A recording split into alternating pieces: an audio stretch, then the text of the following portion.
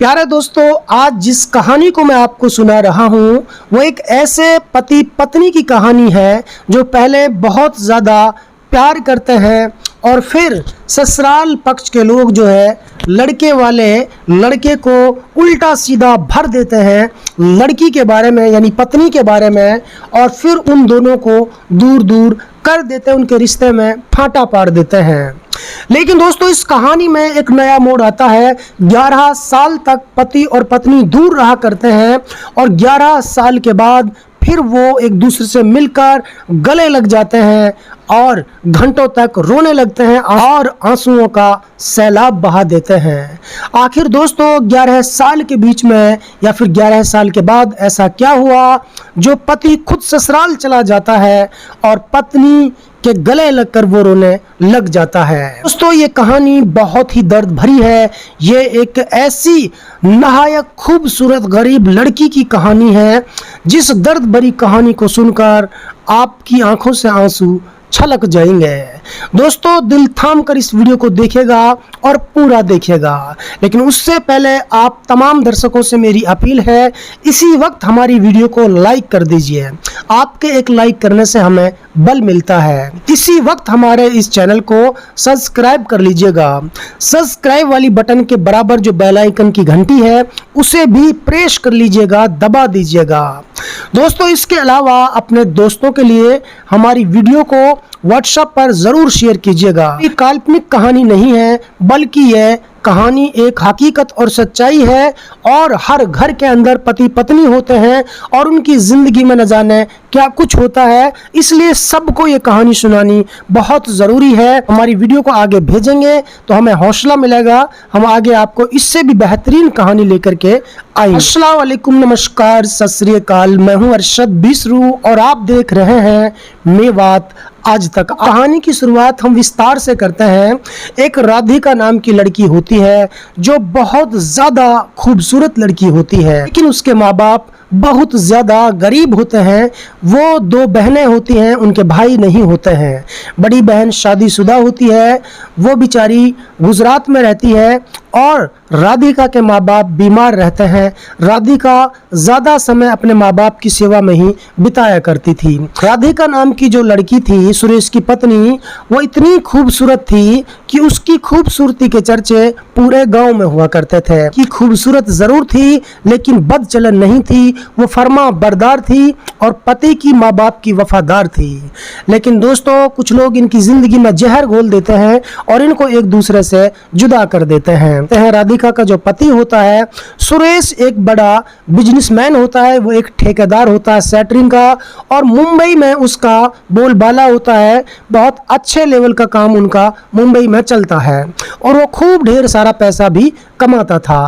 वो हर महीने के हिसाब से 25 से 30 हजार रुपये अपने माँ बाप भाई बहनों के लिए पहुंचाता था और 10-5 हजार रुपये वो अपनी बीवी राधिका के लिए भी दिया करता था, जिनसे राधिका अपने माता पिता की दवा वगैरह करा लेती थी। लेकिन दोस्तों, होता ये था कि जब मुंबई से सुरेश आता था अपने घर के लिए तो फिर वो घर से चला जाता था अपनी ससुराल में राधिका को लेने के लिए। वो राधिका को लेकर आता था अपने गांव में, कुछ दिन वहाँ रहते थे और राधिका को लेकर वो उल्टा अपनी ससुराल चला जाता था, क्योंकि राधिका कहती थी अपने पति से कि मेरे माता पिता बहुत बीमार हैं, उनकी दवा करानी है, प्लीज़ आप वहाँ चल दीजिएगा। तो उन दोनों में इतना ज़्यादा प्यार था कि वो एक दूसरे की बात का सम्मान करते थे। यही बात सुरेश के परिवार वालों को बहुत ज़्यादा परेशान कर रही थी, उनको सता रही थी। उन्हें ऐसा लगने लगा था कि धीरे धीरे करके राधिका सुरेश को अपने गांव में ही रखना चाहती है और सुरेश जो पैसा कमाता है कहीं ऐसा ना हो आगे चल करके ये पूरा पैसा राधिका के ऊपर या राधिका के माँ बाप के ऊपर खर्च करने लगे और हमें कुछ भी ना मिले। इसलिए दोस्तों, जब सुरेश राधिका के गांव में छोड़कर वापस अपने बिजनेस पर, अपने काम पर मुंबई चला जाता है, तो फिर सुरेश के जो घर वाले होते हैं वो सुरेश के कानों को भरने लगते हैं, झूठ बोलते हैं कि तुम्हारी जो पत्नी है वो बदचलन है, तुम्हारी पत्नी फलाने से बात करती है, तुम्हारी पत्नी को हमने फला बाजार में देखा था, तुम जो पैसे अपनी पत्नी के लिए देते हो तुम्हारी पत्नी ने वो पैसे फला शख्स के लिए दे दिए हैं। मतलब बहुत ज्यादा घिनौने और अश्लील आरोप लगा करके राधिका को सुरेश की नजरों से गिरा दिया था। लगातार सुरेश को ये बहला फुसला रहे थे, उनको शिका रहे थे, भर रहे थे। आखिरकार एक दिन ऐसा आता है कि राधिका बहुत समझाती है सुरेश को, सुरेश मैं ऐसी नहीं हूँ, लेकिन सुरेश मानने को तैयार नहीं था। जब राधिका को इस बारे में पता लगता है कि सुरेश के परिवार वाले हमें जुदा करना चाहते हैं, तो फिर राधिका सुरेश से फ़ोन करके कहती है कि सुरेश ऐसा नहीं है, ये लोग हमें जुदा करना चाहते हैं। मेरे माँ बाप बहुत ही गरीब हैं और बीमार हैं, मैं इसलिए ज़्यादा समय मायके में बिताती हूँ। तुम भी यहाँ पर घर पर नहीं रहते हैं, तुम भी घर पर नहीं रहते हो, तुम भी मुंबई में रहते हो, इसलिए मैं इससे बेहतर तो ये सोचती हूँ मैं अपने बूढ़े माँ बाप की, बीमार माँ बाप की सेवा कर सकूं। आपको पता ही है कि मेरे घर में कोई दूसरा आदमी नहीं है। लेकिन सुरेश राधिका की कोई बात सुनने को तैयार नहीं था और उल्टे सीधे आरोप लगा करके दूसरे लोगों से भी कहलवा करके उनको कंफ्यूज कर दिया और सुरेश के दिमाग में राधिका के प्रति गंदगी पूरे तरीके से भर दी थी। फिर दोस्तों ये होता है कि सुरेश राधिका से कहता है कि बाय बाय, आज के बाद तेरा मेरा कोई रिश्ता नहीं है, तू अपने गांव में रह और मैं मुंबई में रहूँगा, मुझे अब वहाँ आने की कोई ज़रूरत नहीं है और मैं तुझे नहीं रखूँगा, मैं तेरे साथ नहीं रह सकता हूँ। तो ये बातें सुनकर के राधिका बहुत रोने लगती है और बेचारी बहुत कोशिश करती है उनको पाने के लिए, लेकिन वो उनसे बात नहीं करता है। राधिका हार थक जाती है, टूट जाती है, वो बिखर जाती है, घर में कोई कमाने वाला नहीं रहता है। तो दोस्तों एक दिन ये होता है कि राधिका बेचारी गांव में जाकर के उधार पाए पैसा लेकर के जवानी में ही कुछ बकरियां लेती है और उन बकरियों को अब चराने के लिए जंगल जाती है। उन्हीं बकरियों से अपने माँ बाप की दवा कराती है और गुजारा करती है। राधिका एक स्कूल में खाना बनाने के लिए भी लग जाती है हेल्पर के तौर पर। अब वो खाना भी बनाती, वहाँ से कुछ पैसे उन्हें मिल जाते हैं, कुछ पैसे बकरी बच्चियों से 10-5 हज़ार रुपये वो साल में कमा लेती थी, जिनसे वो अपने माँ बाप का खर्चा और उनकी बीमारी का इलाज करवाती थी। सुरेश का इंतज़ार करती रही और अपनी मांग में सिंदूर भरती रही। उनसे अड़ोस पड़ोस की महिलाएं कहती थी, उनकी सहेलियां कहती थी कि तुझे सुरेश ने छोड़ ही दिया है तो फिर तू ये सब क्यों करती है, उसके नाम से ये क्यों सब कुछ लगाती है। तो राधिका कहती थी वो मरा नहीं है तो जिंदा, हमारा डिवोर्स थोड़ी हुआ है, वो जिंदा है तो मैं उनका इंतज़ार करती हूँ, बस उनकी याद में ही ये सब मैं करती हूँ। जो नसीब में था वो हो गया, लेकिन मैं उनसे आज भी बहुत ज़्यादा मोहब्बत करती हूँ, ये राधिका का कहना था। अब दोस्तों आपको ले चलते हैं मुंबई की ओर। दोस्तों सुरेश की ज़िंदगी बिल्कुल हंसती खेलती थी, खूब ढेर सारा पैसा कमा रहा था और राधिका से जुदा होने के बाद बहुत सारा पैसा अपने परिवार के लिए सुरेश ने दिया। अचानक से सुरेश का एक रोड एक्सीडेंट में पैर टूट जाता है और जब पैर टूट जाता है तो सुरेश को एडमिट कराया जाता है, जहां उनके पैर को फिर से जोड़ने के लिए, स्वस्थ करने के लिए उस पैर पर प्लास्टर लगा दिया जाता है। और जब पैर में प्लास्टर लगा दिया जाता है तो आप सबको पता है कि वो महीनों तक रखना पड़ता है, तभी पैर ठीक होने के चांस होते हैं, तभी पैर ठीक हो पाता है। दोस्तों जब उनके प्लास्टर लग गया था तो वो किसी काम का नहीं रहा, तो बेचारा सिर्फ लेटा रहता था। तो उन्होंने सोचा था क्यों ना इससे बेहतर तो ये है कि मैं अपने गांव चला जाता हूं, वहाँ परिवार के बीच रहूंगा, रिश्तेदारों से मिलूंगा, गांव के लोगों से, यार दोस्तों से मिलूंगा, पूरे परिवार के बीच रहूंगा तो कुछ सुकून मिलेगा, वहाँ पे सब कुछ खाने पीने को अच्छे से मिलेगा, मुझे कुछ करना भी नहीं पड़ेगा।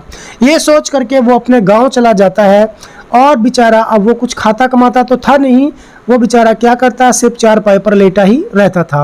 दोस्तों 1-1.5 महीना तो उसको कुछ ठीक रखा। जब उसके पास पैसा तो था नहीं क्योंकि वो सेटरिंग का काम करता था, अब कमाई बंद हो चुकी थी, तो परिवार वाले उसको कोसने लगे थे, यहाँ तक कि उसको सही टाइम पर खाना तक भी नहीं देते थे और उनसे लड़ाई झगड़ा करते थे।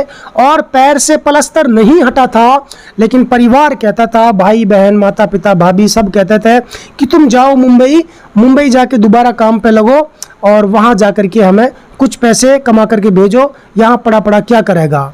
तो सुरेश बहुत ज़्यादा परेशान हो जाता है और उसे बड़ा अफसोस होता है कि मेरी बीवी तो कितनी इज्जत किया करती थी और ये लोग तो सिर्फ पैसे के लिए ही मेरी इज्जत करते थे।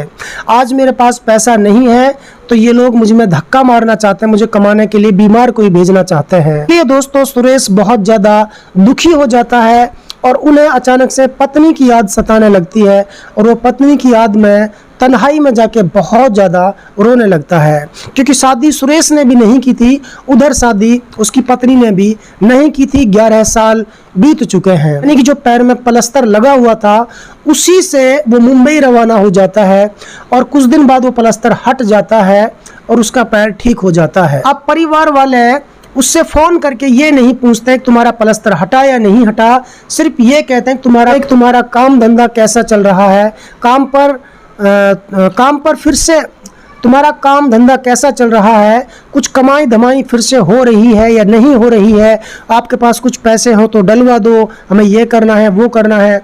तो सुरेश और ज़्यादा परेशान हो जाता है। दोस्तों सुरेश का कुछ फंड जमा हुआ रहता है, करीब 5 से 6 लाख रुपए सुरेश के पास तब भी होते हैं। जो उसका फंड जमा होता है सुरेश उस फंड को निकलवा लेता है और सुरेश के पास अब 6 लाख रुपए होते हैं। सुरेश फिर से अपने गांव आता है, अपने रिश्तेदारों को बुलाता है और उनसे अलग हो जाता है। तो गांव वाले परिवार वाले कहते हैं भाई तेरे तो कोई आगे पीछे नहीं है, तो किससे अलग हो रहा? वो बोलता नहीं मुझे अलग होना। तो उसका जो हिस्सा था, जिस जमीन थी, वो सारी उसने अपने परिवार से बटा ली और वो उनसे अलग हो जाता है। अलग होने के बाद दोस्तों जो उसके पास पैसे थे, उसके पास जो पैसे थे वो उस पैसे से एक अलग छोटा सा अपने लिए खूबसूरत सा एक मकान बनवाता है। उधर मकान बन ही रहा था सुरेश का और इधर सुरेश मोटरसाइकिल लेकर के अपने बीवी के गांव की तरफ चल पड़ता है, यानी अपनी ससुराल की तरफ चल पड़ता है। तो वो देखता है कि राधिका के जो माँ बाप थे वो जिंदा थे और राधिका की जो मदर थी वो सरसों की फसल को कुछ निहार रही थी और जो उनका पिता था वो बेचारा बैठा बैठा हुक्का पी रहा था, बीमारी की हालत में था। तो कुछ देर तक उनके घर के सुरेश कुछ देर तक उनके दरवाजे पर खड़ा होकर देखता है कि राधिका है या नहीं है। तो राधिका नज़र नहीं आती है। वो बुढ़िया बोलती है कि भाई कौन है तू, कैसे खड़ा है, जैसे गैलवा लोग होते हैं उनसे बोल लेते हैं। तो सुरेश कहता है कि नहीं आंटी मैं तो जा रहा था गांव में कुछ काम था, मैं वैसे ही रुक गया था, चले ठीक है। कुछ देर वो और खड़ा रहा लेकिन राधिका वहाँ नहीं आई। वो हार करके उसी अड्डे पर चला जाता है जिस अड्डे पर एक चाय की दुकान थी। अब दोस्तों देखता है कि वहाँ चाय की दुकान भी नई नई खुली हुई है। वो 11 साल पुरानी चाय की दुकान भी वहाँ पर मौजूद नहीं थी। जो रास्ते कच्चे थे वो रास्ते सारे पक्के हो चुके थे। गाँव उसको बिल्कुल अलग नज़र आ रहा था। वहाँ भी राधिका चौक चौराहे पर देखी, कहीं नज़र नहीं आई। फिर वो बेचारा वापस अपने गांव की तरफ चल देता है। 2-3 किलोमीटर दूर चला जाता है अपनी ससुराल से। फिर एकदम उसके दिल में एक ख्याल आता है, उसकी जहनियत में, उसके कानों में एक आवाज़ सुनाई देती है राधिका की, जिसमें राधिका उनसे ऐसा बोलती है कि सुरेश तुम कहाँ जा रहे हो मुझे छोड़ करके, मैं तुमसे मिलने के लिए बहुत बेताब हूँ, मैं 11 साल से तेरा ही इंतज़ार कर रही हूँ। ये सारी बातें उसके कान में ऐसा लग रहा था कि कोई राधिका नाम की लड़की पुकार रही है। तो परेशान हो जाता है। वो फिर से एक कसम खाता है कि नहीं अब तो राधिका से मिलकर ही आना है। वो वापस लौट जाता है ससुराल की तरफ देखता है चौक चौराहे पर कहीं नहीं मिलती है। जहाँ से राधिका पानी भरकर लाती थी वहाँ जाता है, वहाँ पर राधिका नहीं मिलती है। वो फिर से घर जाता है, वहाँ खड़ा रहता है, फिर कोई नहीं मिलता है, वही 2 बुड्ढा बुड्ढी थे। वो फिर वापस आता है। फिर उसके दिल में एक ख्याल आता है कि जंगल में एक बहुत बड़ा दरख्त था, एक पेड़ था, जहाँ पर सारी गांव की महिलाएं, रिश्तेदार और सारे गांव के जो लोग थे वो घूमने के लिए जाते थे। उस टाइम एक बहुत बड़ा वृक्ष था, उसके नीचे बैठते थे, आराम किया करते थे। सुरेश मोटरसाइकिल लेकर के जंगल की तरफ चला जाता है। उस दरख्त के नज़दीक पहुंचता है तो वो क्या देखता है, जंगल में कोई नहीं है, शमशान जंगल है और कड़कती दोपहरी में भीषण गर्मी में दोस्तों अकेली एक लड़की बकरियां चरा रही थी। एक पानी की बोतल उसके कंधे पर लटकी हुई थी और बकरियां चर रही थी। वो बेचारी पेड़ के नीचे खड़ी थी। तो वो जाके पूछता है तो सुरेश के सर पर हेलमेट लगा होता है, चेहरे पर मास्क लगा होता है और वो कहता है कि आप कौन हैं। तो कहती है कि आप कौन हैं। वो कहता है कि मैं तो वैसे ही जा रहा था यहाँ से, तो मैंने सोचा कि एक बकरी यहाँ से ख़रीद लेता हूँ, तो क्या आप बकरी बेच सकती हैं? तो वो कहते नहीं, अभी छोटी बकरियाँ हैं, मैं इनको बेचना नहीं चाहती, बेचने के काबिल नहीं है। वो कहता है कि नहीं, मुझे एक छोटी सी ही बच्ची चाहिए। तो अचानक से जब उसके कानों में सुरेश की आवाज़ पड़ती है तो वो चौंक जाती है, उसे लगता है कि ये सुरेश जैसी आवाज़ है। तो वो लड़की गौर से देखती है और कहती है कि आप हेलमेट हटाइए, आप हेलमेट को हटा लीजिए। वो कहते नहीं नहीं ऐसी बताइए, नहीं नहीं आप हेलमेट हटा लीजिए। वो जोर करती है हेलमेट हटाने के लिए, तो वो सुरेश हेलमेट हटा लेता है। अब जैसे ही सुरेश हेलमेट हटाता है तो राधिका पहले तो उन्हें एक टक गौर से देखती है और फिर अचानक से उसे गले लगा लेती है, और गले लगाकर राधिका बहुत रोने लगती है। राधिका की आंखों में आंसू देख करके सुरेश भी उन्हें गले लगा लेता है और बहुत ज़्यादा रोने लगते हैं दोनों। इतने रोते हैं दोस्तों, उन्हें यही नहीं पता होता है कहाँ बाइक खड़ी है, कहाँ बकरियां चल रही हैं, कहाँ बोतल पड़ी है। वो एक दूसरे से गले लग करके बस रोने लगते हैं, वो आंखों से आंसू लगातार बहने लगते हैं। दोस्तों उन्हें कुछ नहीं पता वो कौन सी दुनिया में है, वो एक दूसरे की मोहब्बत में खो जाते हैं। तभी उनकी चाची वहाँ पर आ जाती है, कुछ गांव की और महिलाएं वहाँ से गुजरते हैं तो वो देखकर आ जाते हैं, पूछते हैं कि आप कौन हैं। तो सुरेश को पहचान लेती हैं। वो कहता है कि चाची आप पहले इसे चुप कर लीजिए, मैं आपको पूरी बात तब बताऊंगा। तो उसको एक तरफ ले जा करके चुप करती है, समझाती है। फिर सुरेश सारी बातें उन्हें बैठकर बताता है कि ऐसा ऐसा मेरे साथ सब हुआ था और मुझे ऐसे ऐसे भड़काया था। तो चाची बोलती है कि सुरेश आपके तो कई बच्चे हो गए होंगे, लेकिन राधिका तो आज तक तुम्हारा ही इंतज़ार कर रही है। वो बोलता है कि चाची मैंने भी शादी नहीं की है, मैं भी अकेला हूँ और मैंने अलग मकान बना लिया है, मैं परिवार से अलग हो चुका हूँ, मैं राधिका को लेने के लिए आया हूँ। तो चाची और गाँव की महिलाएं राधिका बहुत ज़्यादा खुश हो जाती है। तो राधिका कहती है आप सच बोल रहे हैं ना, मैं मर जाऊंगी, मैं कुछ कर लूँगी, आप सुरेश सच बोलिए, क्या आप मुझे लेने आए हैं? तो सुरेश कहता हाँ हाँ राधिका मैं आपको लेने के लिए आया हूँ। तो वहाँ से वो घर चले जाते हैं। राधिका के माता पिता देखते हैं, वो भी बहुत खुश होते हैं। तो राधिका कहती है कि मैं अपने माता पिता को छोड़कर कहीं नहीं जा सकती हूँ, क्योंकि मेरे माँ बाप मेरे ही ऊपर है, वो बीमार हैं, लाचार हैं। हालांकि मैं तड़प रही थी आपको देखने के लिए, आपसे मिलने के लिए, वो तमन्ना मेरी पूरी हो चुकी है, लेकिन मैं इन्हें छोड़कर कहीं नहीं जाऊंगी, हम गरीब हैं, हम मजबूर हैं।